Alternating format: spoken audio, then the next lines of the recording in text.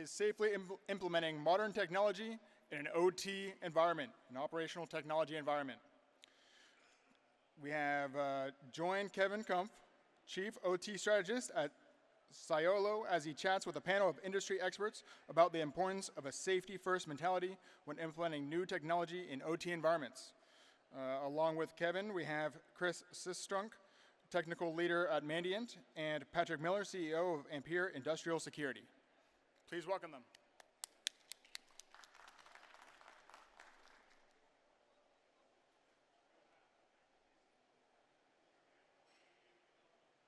How y'all doing today?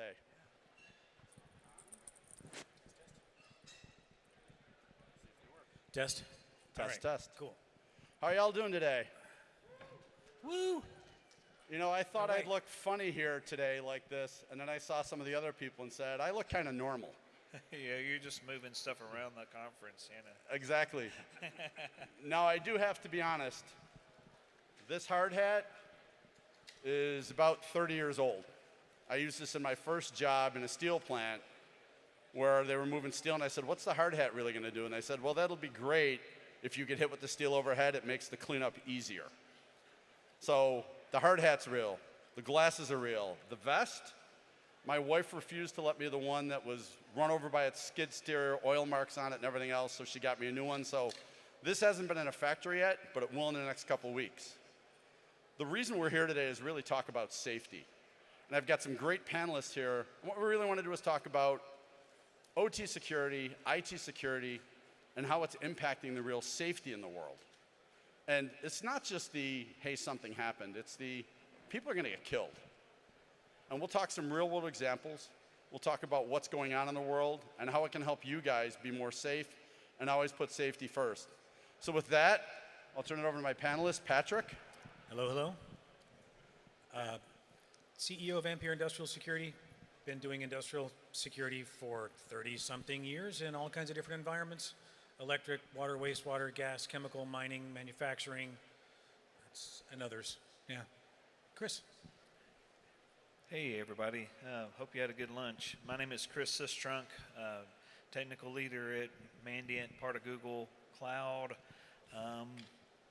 Before my time at, almost 10 years at Google or Mandiant, I was an electrical engineer at a large power utility, Entergy. You may be familiar with that, as a power engineer for 12 years, doing all kinds of safety-related stuff. To kick things off, one of the first things that I learned as a brand new engineer out of school, the senior safety specialist, we had to go through the training. I was in the training room with all of the linemen, servicemen, substation handlers, all those different components. And R.L. Grubbs, the safety specialist, said, safety rules are written in blood. That's true. And that really set the tone for safety in my career, and it's spilled over into how I view cybersecurity. Don't do things until you have something bad happens before you have to break open and do cybersecurity, right? So Exactly. And a quick show of hands. How many of you have been through a safety meeting? Yeah. Who's been to a safety meeting? How Okay. seriously did you take it? Mike? all right, Yeah. you gotta speak closer to the Yeah. mic. How seriously did you guys take the safety meeting? And you've been through safety meetings, right? Way too many. Yeah. Lead safety meetings, Yeah. lead safety, safety newsletters. I had to write that. Take safety training of all types. Even during COVID, those that are, like utilities, for example, we still had safety minute while you were like remote. So it's so ingrained in the culture. Whenever you start a meeting, you start with a safety minute, even in a remote operation situation. So it's that ingrained. And I can tell you that first job I had at the steel plant, they had a guy that always thought the safety meetings were for suckers, clearly.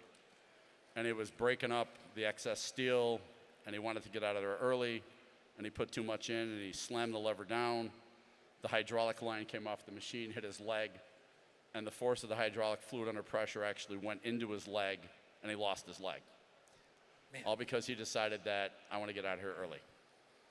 So with that, talking about the safety that's ingrained in the people that are really in the space, how do you guys think it translates to the OT people in cyber? How many of you think they really take it seriously in their mindset now, especially the vendors and people? The vendors.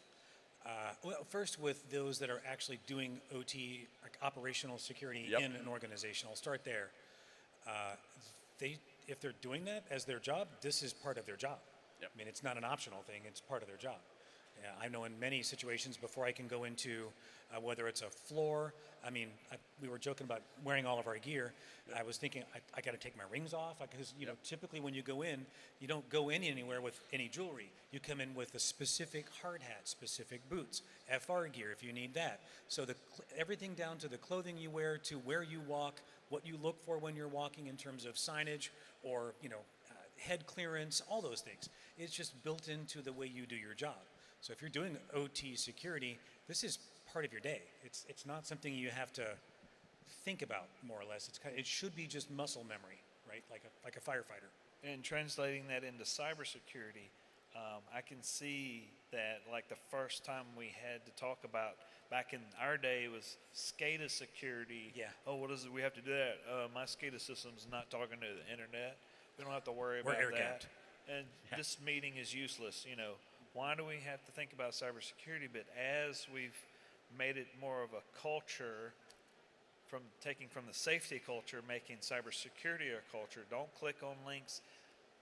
Don't give out your password. You know, those things. Don't kind plug of- in the USB to the EMS. Right. And so a lot of the, once you saw the value of it, it usually has to become personal, right? Yep. Like if someone personally gets injured, they care about safety for the rest of their life. Yep. Someone's Facebook gets hacked and then someone takes it over and spams everybody and it takes 2 months to get your Facebook account back. They start caring about cybersecurity. And I've talked to like people in the industry like linemen. Hey Chris, how can you help me with my Facebook security? Mm-hmm. You know, so it's got to translate to a culture to help the ones get up to speed in cybersecurity. The one part that's interesting is I've worked on both sides of the house in IT and OT. And you talk physical security to the IT people, like the cameras, closed circuit systems, door things, those don't belong to us. Those aren't part of our infrastructure. And yet now you look, and that's part of the OT culture and world is the physical systems. And I've been on many incidents where we had a hack into the IT systems. I'm like, why aren't the cameras timed in to see if somebody came in the door and did this and did that? In the OT world, they're like, we could do that, but we don't have those systems in place because harsh environments, money, fix a hole in the roof or the parking lot versus put in a security system. I'm going to fix the hole in the roof. That's a really interesting point. Physical security and physical safety is really important to the security of cybersecurity in those industrial environments, because you don't want someone to wander in and go where they're not supposed to go, like stay behind the tape, stay behind the painted They don't know what the lines. red line means or the yellow line means or the white line. No. Right, right. And so, but if you have perfect cybersecurity, it can all go sideways if you don't have good physical safety and physical security, right? It's like a triad. So you think of the CIA triad, now you add in safety and reliability into that, right? So that's an interesting point. We're using the words safety and security, and anybody that is a multiple language speaker, there are many languages where that's the same word. Yep. Spanish, German, Russian, what's some other ones? I think a lot of the Norse languages as Yep. well. So it's the same word to them. And the difference in, as I've heard described, to make it simple, safety is protecting the people from the machines, and security is protecting the machines from the people. So both of those really come together in one word, which would be like safety security, right? It's all of that together into one thing. Other languages, they just use one word. And by context, they know what that means. In English, we break it out. And we somehow think these are different disciplines, and this is different. But older languages, it's the same thing. Yeah, what was it back in the day? Security meant inbounds. Yeah, Yeah. If the SCADA system is out of security, it's out of bounds. it's out of bounds. Yeah. And you know, we don't take context, and I spoke in Sweden a couple weeks ago about context, where I said football in Europe is different than football in the US, and I said it's context. And if you look at how people don't get it, look at they sold the Nova back in the 70s. They tried it in Mexico. It stood for no go. It's no go, yeah. And nobody thought context. So when we're speaking these words, you brought up CIA. That is a perfect IT mindset. And AIC is an OT mindset, except the S is silent for safety. Yep. And I used to talk about SAIC till I had somebody say to me, hey, I worked for that company. Yeah, no, it's a firm. Exactly, and I was like, no. How do you see, guys, how do you see this culture where we're getting IT people coming into OT and they have that CIA mindset? And businesses are now saying, I want to use tools across the boundary. Yeah. And the vision for them is ROI. And the CIA is leading over AIC. How do you guys see that as a huge impact? How do we change that culture and mindset? Well, you already know what I'm going to say. Is basically you take them, they have a white hard hat, it's never been dirty before. Yep. And you take them into an industrial environment and you tell them to keep their hands in their pockets unless they're bringing donuts and coffee.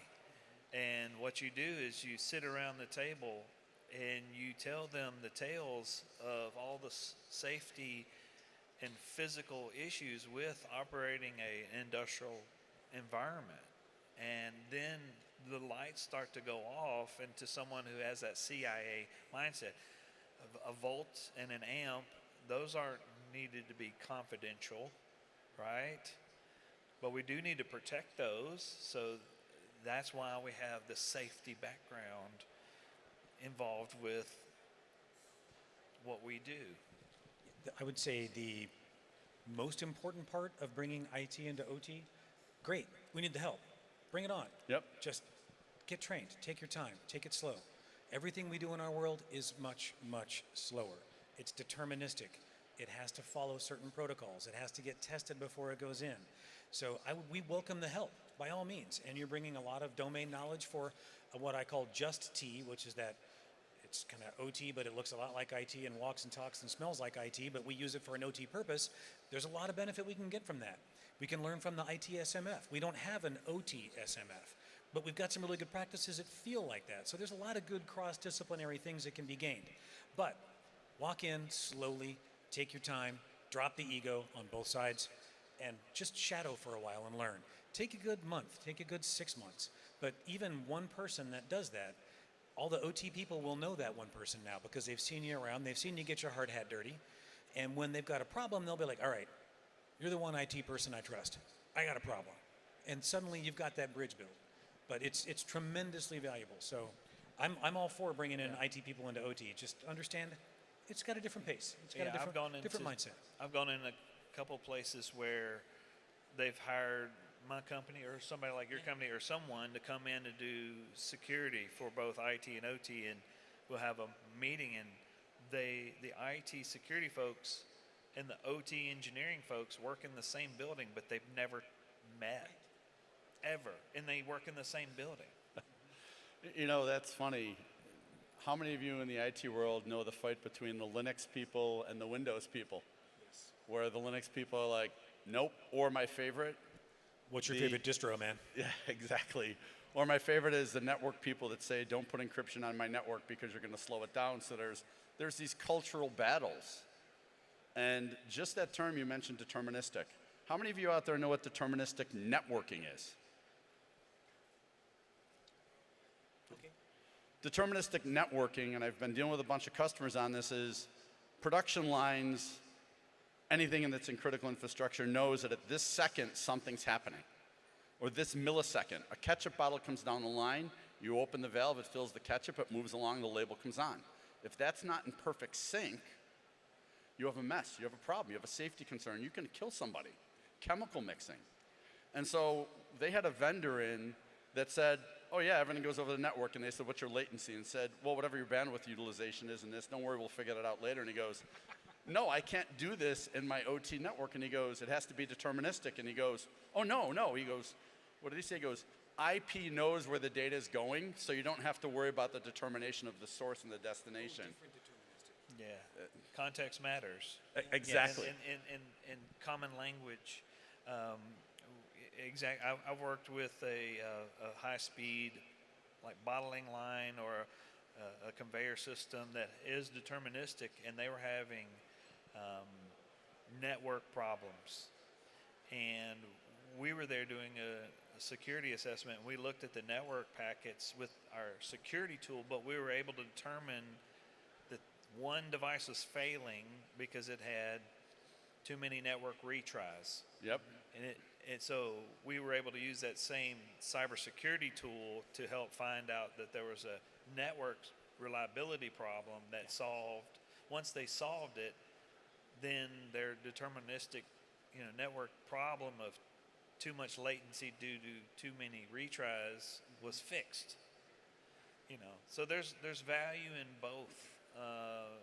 If you can leverage both with one progress of using like cybersecurity to do both things. So I want to ask you a straight off question. You've been in the industry, you've had your IT experience, Yeah. and you've had your OT experience. When you came into the OT world, did you want to, or was it you got forced into a role? Because I'm meeting a lot of people out there that says, I'm on the IT side, they need somebody OT, they pick the number out of hat, it's me. Yeah, I started in what was really, really early IT, like really early IT, like phone systems. Yeah, I was really a telecom guy. So my first system was a DEC Alpha at the university, and learned there. And like my first internet programs were like Pine and Elm and Lynx. And if you know what those are, cheers to the graybeards in the audience. So I remember like when Mark showed Mosaic up there, I was like, oh yeah, I remember that. But back then that was IT because there wasn't a lot of real OT. It was all electromechanical. It was all physical. It was analog. So as those two paths changed, I got into OT kind of by accident. And once I figured out that OT was a thing, I fell in love with it because it was, no offense on the IT side, but it had more meaning for me because it was much more visceral. At the end of the day, if you get things wrong, people die. At the end of the day, if you get things right, no one died. That is awesome. That's a job I want to do. I want to keep people from dying. That sounds like a great idea to me. It does. And I came from the opposite way. I didn't get into security from the IT side. I was an engineer first, power engineer, right? And so, yeah, I still have my stamp and still registered. And I got sucked backwards into doing cybersecurity because it involved SCADA at my power company, and we found some problems, some very serious security problems. It's funny. I was in the IT world, and somebody called me up and said, how'd you like to deal with a power substation and stuff? And I love electrical and doing all this stuff, and I said it'd be cool. And the job interview was walking through basically a substation, and I kept my hands on my pocket, and I got through, and the guy said, you passed the test for the part I need to know. And I said, why? He goes, you didn't pull your hands out of your pocket and start pointing to stuff and potential static discharge and things. He goes, you understood it. And I was like, well, who wants to reach out and touch this stuff? Because it can kill you. Well, there's pictures everywhere of some, like shadowy figure just getting shocked and airborne from being shocked. Your what shirt. part of that you don't? Yes, right. Yeah. Remember, children, electricity can kill you. Yeah, It will hurt the entire time you're dying.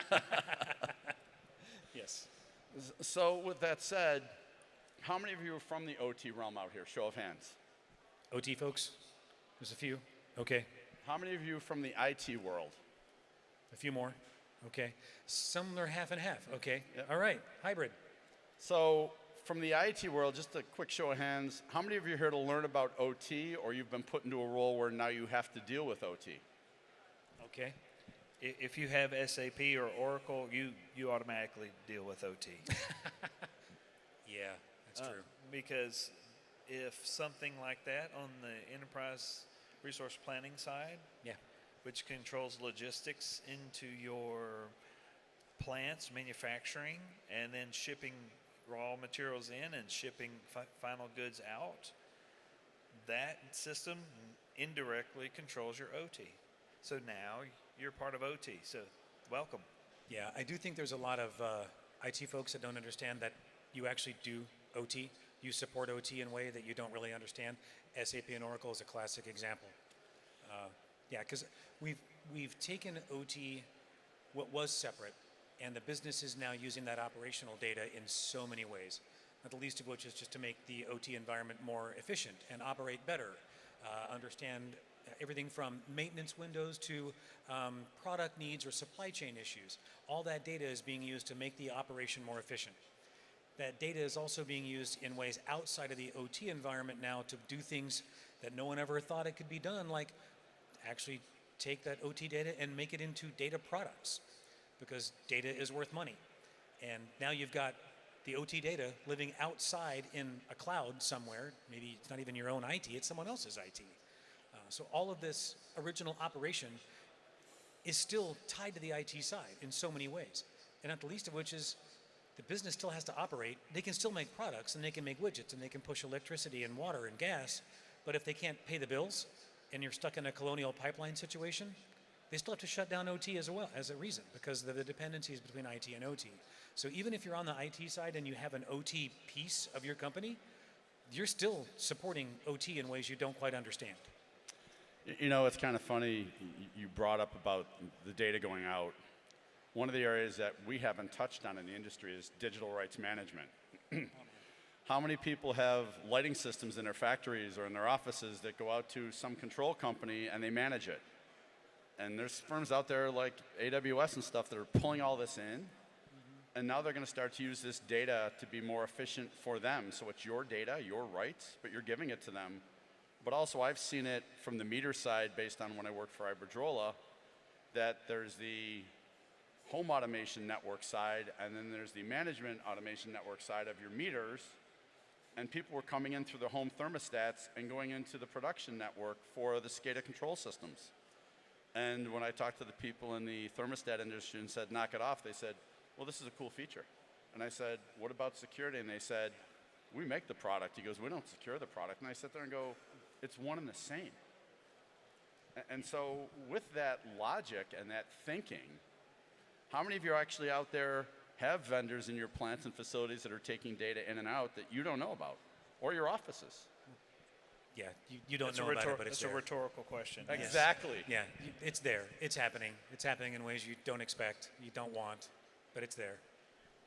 And so with that point, back to the safety aspect of it, in IT, the first thing to do when you see something bad is cut it off. Reboot it. Reboot it. Reboot it. Yeah. Yep. Try turning it off and on again. What happens from your experience when all of a sudden you say something in the OT world and the guy just pulls the switch? Oh God. Yeah, bad things can happen. Yeah, Yeah, absolutely. Really bad Did things you, can happen. you know, now we have to go back and fix what happened. You know, Yeah. if Whether it's lost there's product a or sequence lost to life. do it. Yeah, you got to restart everything. In some cases, you're down for a day, you're down for 48 hours, and some processes take up to a week to get going again. Or you've got, if it's a chemical process or a metal smelting process, you may have damaged equipment at the same time. So you get to replace the equipment and then restart the process. So it's just all of those components. That's why it's so slow. It's so careful. It's just not the same world. And the two terms I love is fail open and fail closed. Yeah. In the Fail safe. Yep. In the IT world, if I said to you, if your network goes down, your power goes down, how does your firewall fail? Well, of course, it's going to fail closed. That way nobody can come through. If you're in the OT world and you're mixing chemicals and you have a process, that's a very different discussion, because it's not you lean one way, it's where are we in the process, what systems are involved, what are we mixing, how is it being done right now? It's a real decision you have to make. It's not carpet, blank, and this. So with that said, one of the biggest challenges we're facing right now is Industry 4.0, digital transformation, letting the IT people into the OT world.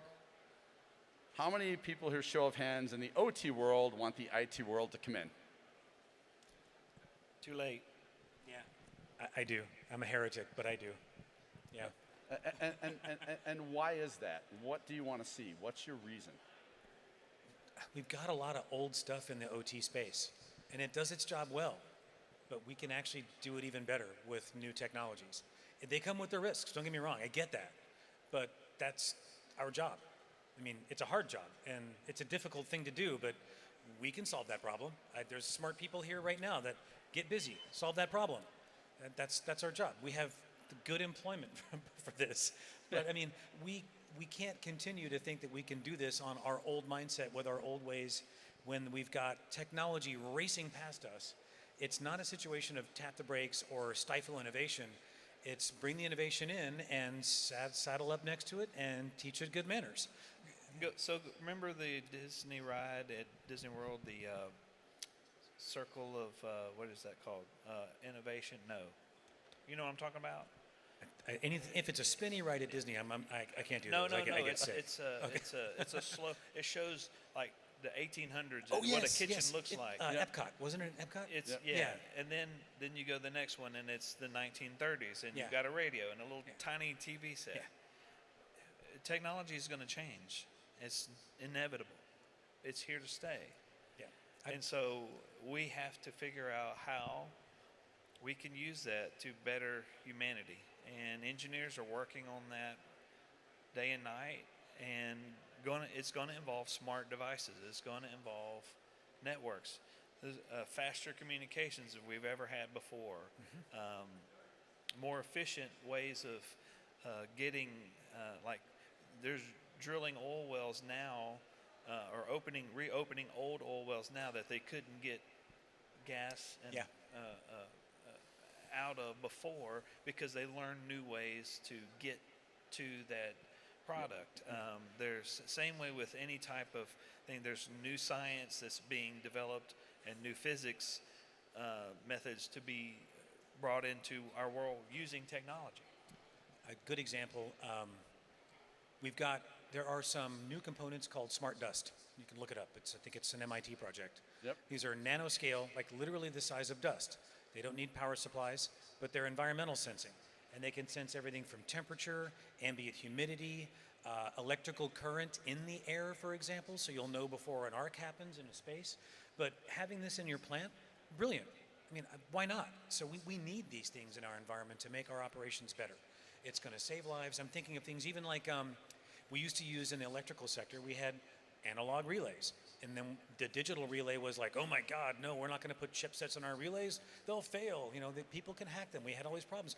Now we're all the way up to using PMUs, which literally calculate. The only problem with them is this: you're using a fiber optic cable to hopefully get the signal faster than the electricity can travel down the wire to stop an outage. So you're literally dealing with computing problems at the speed of light to solve massive cascading electrical issues.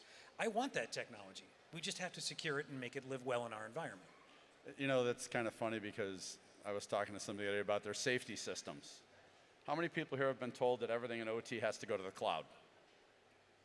Eventually it will. Yeah, eventually it will. It's already happening. Eventually it will. It's Yeah, already happening. It's going to happen. But there's key components of it that you really have to be concerned about. As I tell people, would you put the sensor to your vehicle's airbag in the cloud?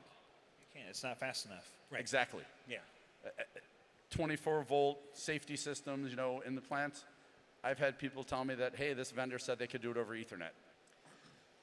No, you don't put fire suppression. You don't put assist. There's a bunch of things you Well, just that- don't put in the you cloud. get problems with that Yeah. when you have connecting things that were never engineered.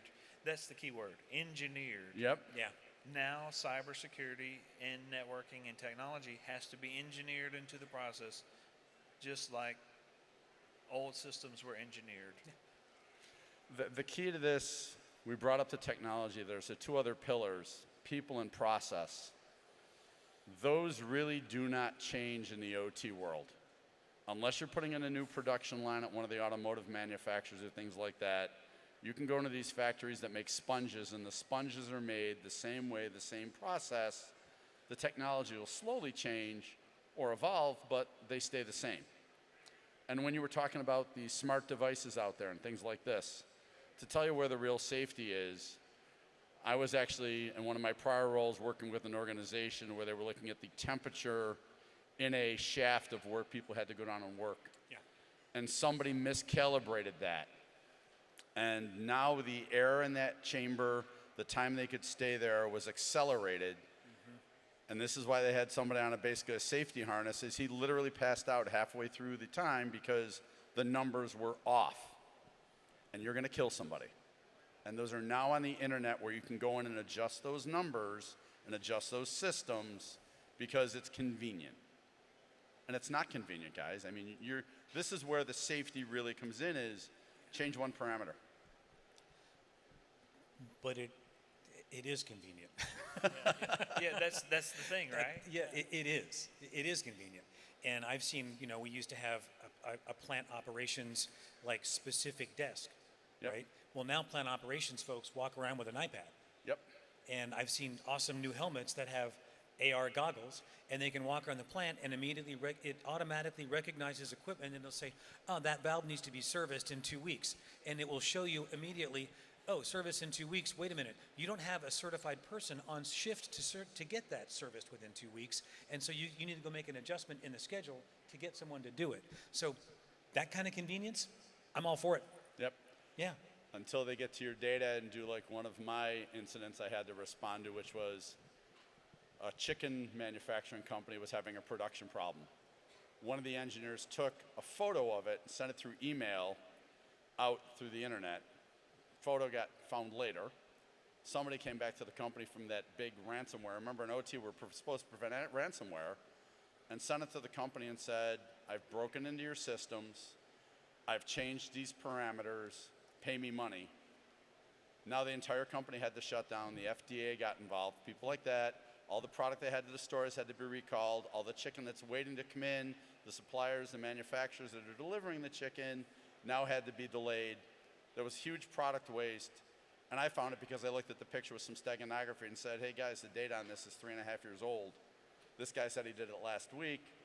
Either this guy's lying or he doesn't know how to edit a picture properly." There's safety. Yeah. That leads into a perfect thing that we already deal with in safety is the incident command. Yep. How do we deal with Oh, yeah. disasters, explosions, problems. fires, Yeah. Even before they become disasters. pipe breaks? Yeah. Almost every plant or industrial environment around the world follows this incident command structure where you're trying to save lives, but also follow the right procedures. Now, here's the thing. Now we can involve cyber into that. Yeah. And use the same process. So you're not having to teach old dogs new tricks.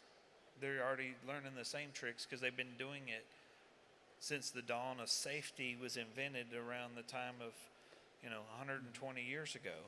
Well, it's an old phrase. If you want it done, just put it in the SOP. Yeah. It'll get done. Yeah. So that's why I'm wearing this ICS for ICS shirt.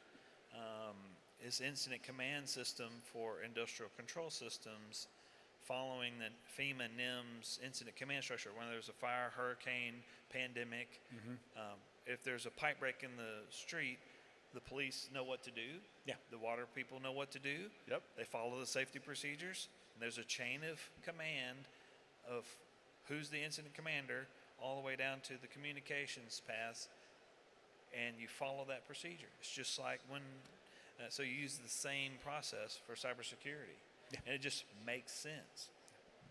The problem is how many of you actually have an OT incident response plan? That was DOT where I piece, was yeah. going to go. So you picked that up. Good, yeah. How many, show of hands, how many have an OT incident response plan? Yeah. Okay. Two. Good. Two Yeah. people, all right. Let me ask this. How many of you know the difference between an event and an incident? All right. Good. The engineers in the room. Yes. Yep. Yeah. When you talk to the IT people, which are coming into the industry, which we need because the OT people are getting older. I mean, you don't see any young, spry guys on this stage here that are like, "Hey, I'm starting my career." Not yet. Not yet. But when they come in, everything's an incident. And yet, a power supply going down in a server takes things down. If it wasn't malicious in nature, that's an event. And so when you go to the OT world and you have people like you've mentioned here, or OSHA, or other people involved, and you say, we had an incident, that's a whole different level of pain. It's a new clipboard sheet. Language Okay. matters, Yeah. Yeah. and having that experience, and so we've been helping. I mean, the whole industry has been helping get the idea of having an OT incident response plan for when that chicken event happens. I don't know what that event Yep. was called, but having a process to let's do the analysis, let's do our quick checks, check downs like if you're in the quarterback, and then we have to do our play the playbook. You're going to go through and see, okay, is this a real event? Is it validated? Okay, if it is, now we declared an incident. And that's when you start to look at shutting things down and controlled shutdowns. Shut down. The train incident that happened in Ohio, one of the first things that was funny is I got called by a reporter to say, do you think this was cyber terror? And I said, what part of it? And then the more you thought about it, and I said, well, the wheel sensors there, they do have the capability to be monitored. Could somebody have changed those and adjusted those? And the answer is yes. The problem is it didn't happen in this incident, but everybody took it and said, the what if? And we should be thinking the what if, but not running scared. And I think that's what people do is they get scared. Yeah, and I had that same experience when I worked at the power company when we had the Super Bowl blackout. I got phone calls. Even you I tweeted did. at Yes, me. I did. I Said, sent you a get to tweet. work. Get to work, says Drunk. Chris Peters called me. Was it cyber? And I go, I don't even know yet. And I have to go through the thing. And we actually had to hire, I should say the company I used to work for hired a forensics engineer to do the whole thing. Yeah. And found out it was just a relay miss operation. But people want to jump to the sexy thing. It's a cyber event. But that's it's what not. the forensics engineers are. That's their job. They're engineers, and they actually go through the standard root cause analysis protocol to determine exactly what the root cause was. And those engineers that know root cause analysis can apply their engineering experience with that to cybersecurity, and it really does help. And to safety. And safety. Yep. And you look at IT incident response, I've been in enough incidents and events out there that you know the routine. When you get to the point of, and this is a scary point, the post-mortem on the IT side as well, that was really bad. Let's not ever have that happen again, and nobody wants to talk about it. And yet in the OT world, when you have those safety things, and OSHA comes in, and I really think OSHA in many ways is going to start to get into cybersecurity because people are afraid of OSHA. Well, we're seeing some of this already. It just got recalled today, which is a different discussion. But EPA, for example, put in cybersecurity baselines, but they didn't include it as some new regulation. They included it as part of the sanitary survey. So they said basically to ensure that your water is sanitary and safe, you have to not only inspect the chemical mixes and the containers, you have to inspect the technology that supports them and that they are secure and basically cyber safe. So they introduced that cyber component into the basic operations. How many people know the impact and ramification of doing that? Oh, someone knows. Yep. Fantastic. Yeah. Water company? No? Okay. But this is where NERC CIP, for example, they implement things, and it's like, well, you've got 3 years to do this, and then you've got this, and by the time you get there, people forgot why they were doing it.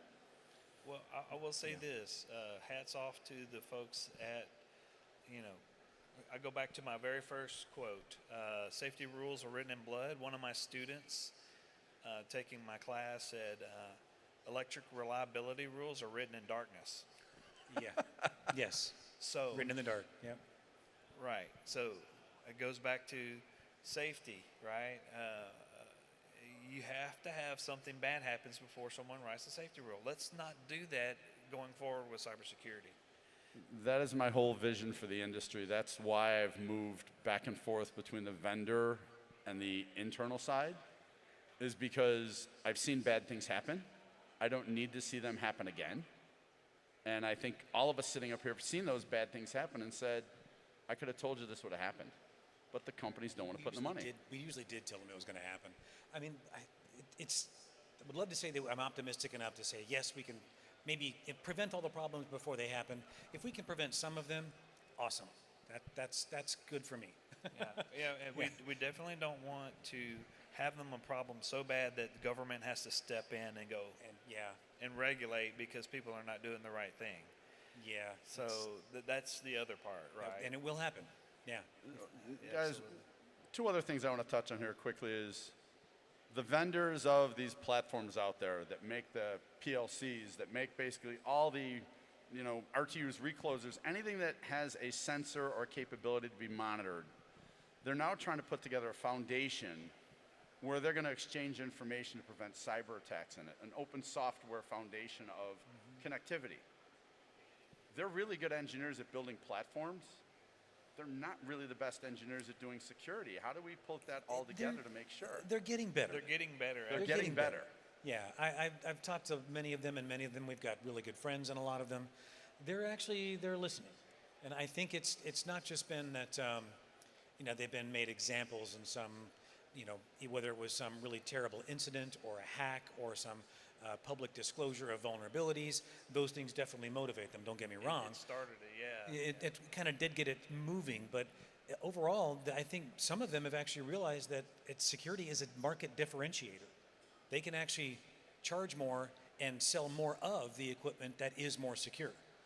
And there's also the looming threat of regulation. So there's all these external pressures, whether it's a market hand, whether it's regulation, or whether it's just embarrassment. They're all moving, and these companies are starting to get religion on it. So they're not as bad as they have been. I'd say in the last 5, more so in the last 3, we're really seeing a significant uptick in their ability to shift and pivot when they've got a problem to handle it well. Many of these companies didn't even have a front door. If I'm a researcher and I've got some really mind-blowingly catastrophic hack on your stuff, I have no way to let you know in a responsible way. Almost all of them now have a front door, and they'll work with you to help it go through the process. We can And thank Stuxnet for that. Stuxnet. You mentioned it. I know. Okay, bingo card. Everyone, tab your bingo card, take a drink. We said Stuxnet. Right. But seriously, no, we had to have something bad happen. Yeah. For something good to happen as a result of it. And then all these other vulnerabilities that were critical, and I'm not naming anybody's names, but almost all the major vendors have had major, even if it was supporting a company that got hit with WannaCry or NotPetya, because they didn't have segmentation, they said, okay, that's important enough for us to go forward. We can't do what we did in the past. Never waste a good catastrophe. The challenge with that is you'll have 100 people in a company for a help desk. I have companies out there I work with that have 200 plants, and they have 1.5 people to cover those plants for OT security.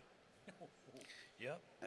And they should have 50 to 60 people to do this, but now it's plant managers make a lot of the decisions. Plant managers are gods. And that's why we have remote access and DMZs now. Yeah. Because one person has to manage the security at 3, 4, 5 plants. We've got 1 minute left. I don't know if we have time for questions, but let's wrap it up. Yeah, I'd like to hear some questions from you guys because, I mean, Anyone questions? this is what we're really talking about. Okay. Well, in closing then, where do you see it going? Digital twins out there, AI is out there, all these things. We know that safety is important. Where do you see it going? Do you feel we have to have another catastrophe of loss of life or big things like a Stuxnet before we make that move? Or do you think it's going to be there around the corner in the next 3 to 5 years? I don't know, but I do know that we are going to be seeing cloud. We are going to see AI like Mark Weatherford mentioned this morning. It's happening. And personally, from what I've seen in my career, I would love to see the correlations between physical security, safety, the logs from the SCADA system, the cybersecurity logs, the network logs, the application logs, all in one spot. Yeah. So you can make one person's job in responding to that a whole lot easier. You know, the company I'm with now, and I'm not going to name drop companies, trust me, that's not here for, but we're hearing a lot of people that come to us and say, I need that unification of that digital identity information. I need to know who, what, when, where, and how across that IT to OT boundary. And I need it in one place because we're not going to stand up a separate OT SOC. We're not going to send up a separate IT SOC. We need that data, and we have to do it securely and safely. So I think the motivators are going to be, we've looked at, okay, I'll just be perfectly honest. I think the big motivator is going to be insurance. That is huge. I think that is going to be the biggest motivator because it's the only thing I've seen that has actually discussed things like catastrophic loss due to cyber events. And it's the models that they're looking at, they used to be looking at like 1990s Hurricane Andrew property damage models. Yep. And it was crazy off in terms of what they were coming up with. And they sold some policies that absolutely killed them from a finance perspective to where they couldn't insure and the reinsurers couldn't insure the insurer. It was that bad. So when they actually took a look at this from real models, using real situations and real data, they absolutely wet themselves. They're like, oh my God, this is a problem we can't solve. This is so big that we can't do this. So we're even seeing things like what was done for FITARA around the terrorism insurance, because you can have such catastrophic loss from terrorism events that you can like bankrupt entire like infrastructure companies, which are hard to bankrupt. You think they're kind of too big to fail. But cyber incidents can actually do things, these things on that scale. And there's no method to bail them out or save them. So I think that markets like insurance and federal backstops will be motivators to say, hey, if you want this level of protection, you got to up your game. And whether it's, you know, all of that's going to be through the convergence of cyber and safety at the same time, because if you're killing people at the same time but you're cyber secure, the liability is still there. So it's all of this is going to converge in a material sense from a liability perspective that's going to shift the market in a real way. I think insurance is going to be our biggest needle movement beyond regulation, beyond us carrying the torch and trying to make it happen with our own voices. We should all do those things, to be clear, but I do think insurance will be the biggest motivator, in addition to the technology shifts that come with it. Insurance has driven so many things in the public life sector. Smoke detectors in your home, Exactly. airbags, things like this, because they didn't want to pay. And then they went to the NTSB and others and said, put this in, regulate this. And so I know of one company out there to talk about the insurance. They were paying $45 million a year for 20 facilities. And by implementing 3 tools and training their people, they reduced it to half. If that's not an ROI motivator from the business side, above the plant manager who is a god, I don't know what is, but that's been my thinking too, is insurance is going to drive this. Yeah, it's loss prevention and loss prevention. I think we're out of time. I think Yep. we're out. Yeah. Thanks everyone for your attention. Really, really appreciate your time. Thanks for coming to the event. Yep. One last word. If you're here and you haven't made new friends, go make some new friends. The content is fantastic. There's a lot of really good content. Talk to your vendors, but you need to be making new connections, because when you go away, you want to be able to contact these people when you leave, talk about jobs, all kinds of things. Build your network while you're here. It's just as important, if not more important, than the content. Absolutely. These are the places we network. Chris, Patrick, I want to thank you guys for this. Thanks for having us. I hope this was fun. Yes, absolutely. Always love to talk safety and security. All right, Very thank you cool. guys. Thanks everyone. Yep.